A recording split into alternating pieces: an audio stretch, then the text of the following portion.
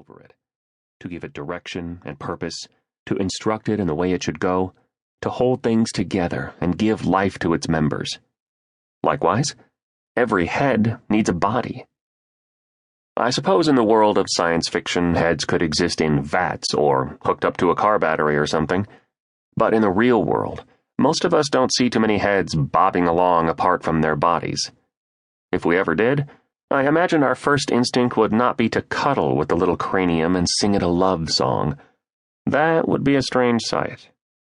Strange though it may be, it is not unusual, at least not for some Christians. Increasingly, we hear glowing talk of a churchless Christianity. It is easy to read any number of personal memoirs, where professing Christian men and women tell their tale of disenchantment with the local church, and their bold step away from church into what, they would say, is a fuller, more satisfying Christian life. These days, spirituality is hot. Religion is not. Community is hip, but the church is lame. Both inside the church and out, organized religion is seen as oppressive, irrelevant, and a waste of time. Outsiders like Jesus, but not the church.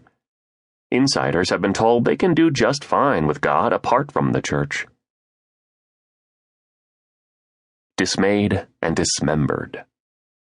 If decapitation, from the Latin word caput, means to cut off the head, then it stands to reason that decorpulation, from the Latin word corpus, should refer to cutting off the body. It's the perfect word to describe the content of this audiobook. If our editors had been asleep at the wheel, we could have called it Recent Trends in Decorpulation.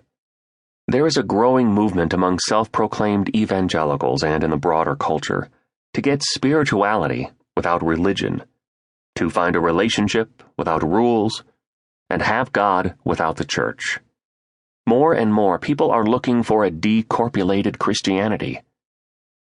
Judging by the popularity of recent books like George Barna's Revolution and William P. Young's The Shack, and the example of prominent Christians like John Eldredge, there are a lot of Christians who feel like current versions of church just don't cut it.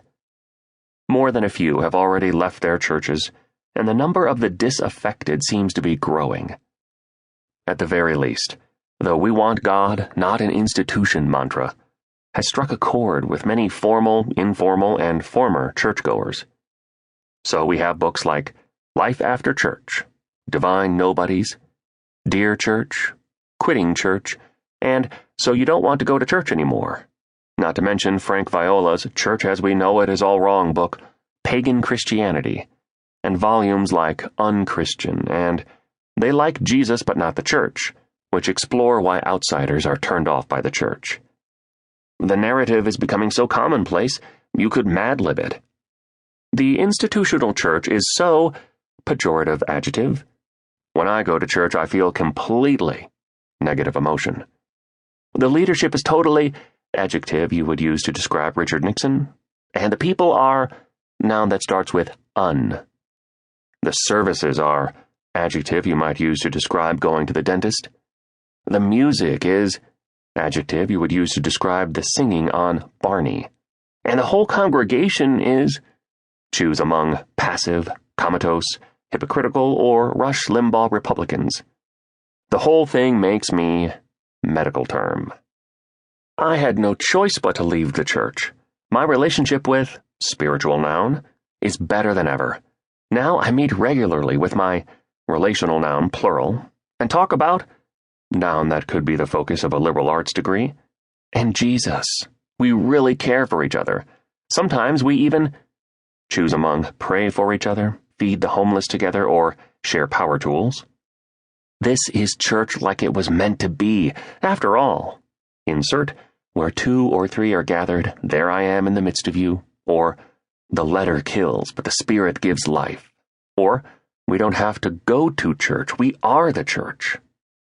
I'm not saying everyone needs to do what I've done, but if you're tired of, compound phrase that begins with institutional or ends with as we know it, I invite you to join the noun with political overtones and experience spiritual noun like you never will by sitting in a, choose among the following architectural put-downs, wooden pew.